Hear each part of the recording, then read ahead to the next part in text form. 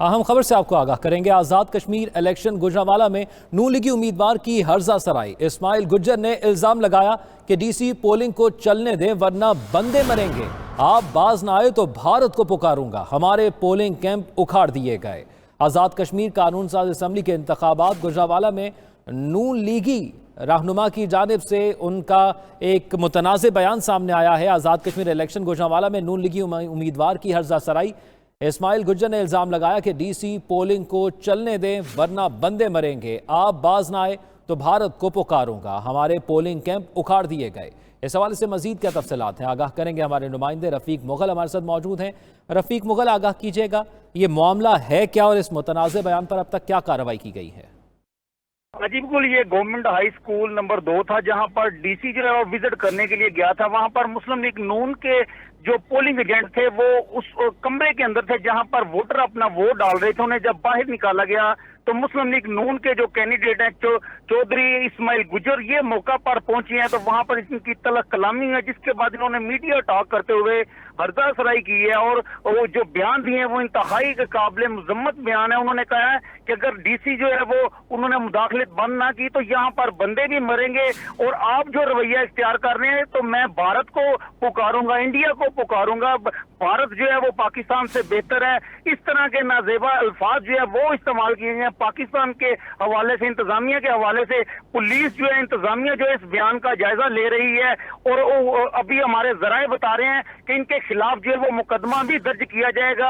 आला हुकाम जो है वो सर जोड़कर बैठे हैं, सीपीओ, आरपीओ और जिले इंतजामिया जो है, और ये बयान जो है उन्होंने दिया है, मीडिया के सामने दिया और रिकॉर्ड बयान दिया है। लेकिन सिर्फ एक अपने वोट की खातर, वो वोटों की खातर जो इलेक्शन जारी था, इलेक्शन में जो है डीसी जो है वो अपनी जिम्मेदारियां निभा रहे थे। वहां पर क्योंकि इनके पोलिंग एजेंट अंदर बैठे थे, पोलिंग एजेंट जो किसी भी सियासी जमात के हैं वो पोलिंग के बाहर बैठते हैं, वहां पर ही बैठ के अपने वो वोटर को गाइड करते हैं। मगर ये उस कमरे में थे जहां पर ठीक है, ये उस कमरे में मौजूद थे। जब इनको बाहर निकाला गया तो उनकी जानिब से मुतनाज़ बयान सामने आया। रफ़ीक मुगल हमारे साथ ही मौजूद रहिएगा। सीनियर तज्ज़ियाकार इरशाद आरिफ साहब हमारे साथ मौजूद है। बहुत शुक्रिया आपके वक्त का। इरशाद आरिफ साहब, ये फरमाइएगा कि एक मुतनाज़ बयान है जो सामने आया है और नून लीगी रहनुमा की जानिब से, किस किस्म का रवैया है ये? देखिए, ये इंतहाई अफसोसनाक है, बल्कि शर्मनाक इसको कहना चाहिए कि आप एक तो कानून की खिलाफ वर्जी करते हैं, इंतखाबी जो ज़ाब्ता अखलाक है उसकी धज्जियाँ उड़ाते हैं और ऊपर से ये तवक्को करते हैं कि मैं जो भी कहना चाहूँ, जो भी कहूँ वो दुरुस्त होना चाहिए, दुरुस्त मानना चाहिए। अगर डिप्टी कमिश्नर ने उन्हें या उनके वर्कर्स को कहा है कि आप पोलिंग बूथ के अंदर ना बैठें और कानून की खिलाफ वर्जी ना करे, तो ये ऐसी बात नहीं है इस पर इतना सीख पा हो कि इंसान बयानबाजी शुरू कर दे और बयानबाजी में भी हुब्बुल वतनी के तकाज़ों को मजरूह करे, आइन और कानून की खिलाफ वर्जी करे।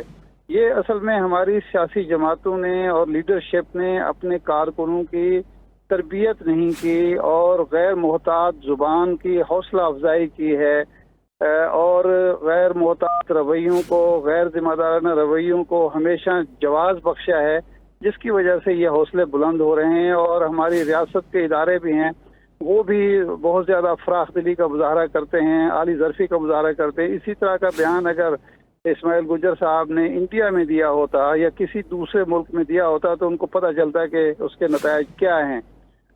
भारत को अच्छा समझना या भारत की तारीफ करना ये एक कोई ऐसा शख्स दे सकता है जिसका ज़हनी तवाज़ुन दुरुस्त नहीं है, क्योंकि वहाँ तो कश्मीरी ही नहीं, सिर्फ मुसलमान ही नहीं, दूसरी अक़लियतें भी खुल्लम खुला ये कह रही हैं कि वो एक तंग नज़र हिंदू रियासत है जहाँ RSS का नज़रिया चल रहा है और मियाँ नवाज शरीफ साहब के इस जाले को और मतवाले को इंडिया बेहतर नज़र आ रहा है पाकिस्तान से। ये शर्मनाक रवैया है। मेरा ख्याल है इस मामले में किसी किस्म की कमज़ोरी दिखाने की ज़रूरत नहीं है। रियासती इदारों को भरपूर किस्म का एक्शन लेना चाहिए, उनको गिरफ्तार करना चाहिए, उनको जो आइन और कानून के मुताबिक उनकी सज़ा बनती है वो मिलनी चाहिए, ताकि आइंदा किसी को ये जुर्रत ना हो सके कि जो मुंह में आए कहना शुरू कर दे।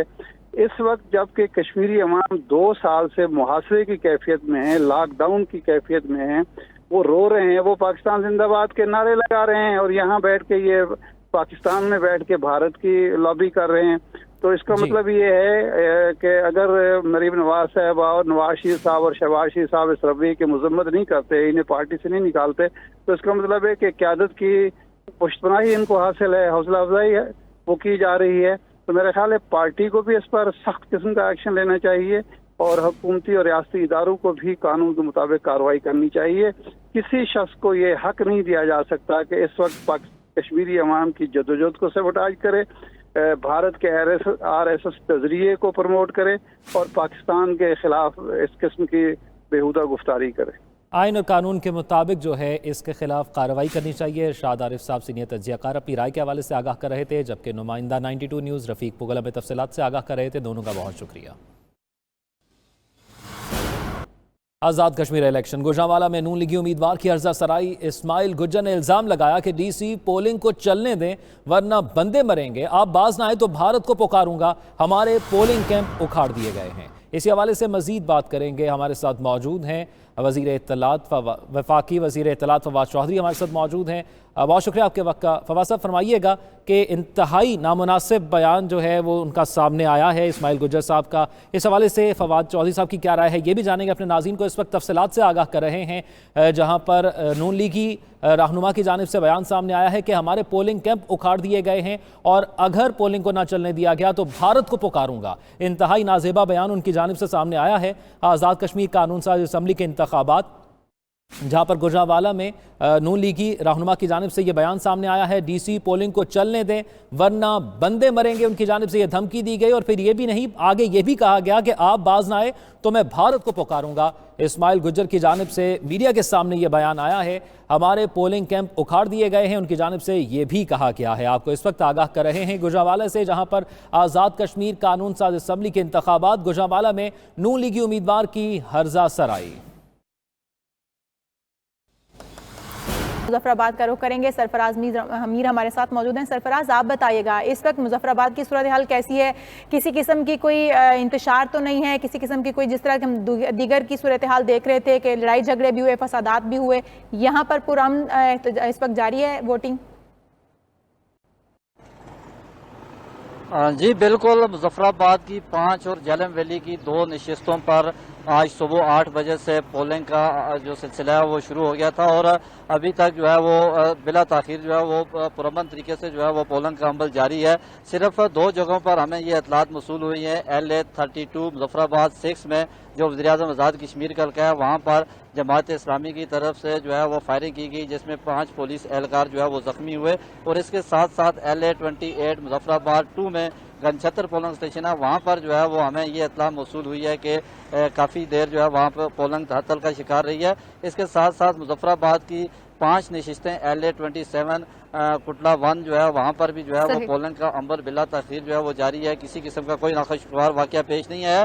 دلچسپ امر یہ ہے کہ آزاد کشمیر کے دارالحکومت مظفر آباد میں جو مقامی جو ووٹرز ہیں، سپورٹرز ہیں ایک دوسرے کے، ان کے اندر جو ہے ایک فرینڈلی ماحول ہمیں دیکھنے میں ملا ہے، لیکن پاکستان سے جو جیسے مصدق ملک، علیم عادل شیخ اور دیگر جو سیاسی جماعتوں کے قائدین آئے ہیں، ان کے گلے شکوے جو ہے وہ ہمیں سننے میں ملے ہیں۔ ان کی طرف سے جو ہے وہ دھاندلی اور پری پول ریگنگ کے حوالے سے جو ہے وہ میڈیا ٹاک بھی اور اس کے علاوہ جو ہے وہ گفتگو بھی ہم نے سنی ہے، لیکن یہاں پر جو ہم نے دیکھا ہے PTI کے یا پیپلز پارٹی کے یا مسلم لیگ نون کے جو کارکن ہیں، جو ووٹرز ہیں، جو سپورٹرز ہیں، ان کے درمیان جو ہے وہ ہم نے بڑا فرینڈلی ماحول دیکھا ہے۔ ووٹر سپورٹرز میں فرینڈلی ماحول بھی دیکھا جا رہا ہے۔ سرفراز میر مظفر آباد سے اپڈیٹ کر رہے تھے، LA 7 بھمبر سے فہیم امین ہمارے ساتھ موجود تھے، LA 10 کوٹلی سے محمد آصف، LA 21 راولہ کوٹ سے آصف سدھو، LA 29 مظفر آباد سے عمران وسیم، LA 14 دھیر کوٹ سے حسین احمد، وادی نیلم سے خاور مغل اپڈیٹ کر رہے تھے۔ اس کے علاوہ LA 13 کوٹلی سے محمد افضل نے بھی ہمیں آگاہ کیا۔ آپ تمام نمائندگان کا شکریہ۔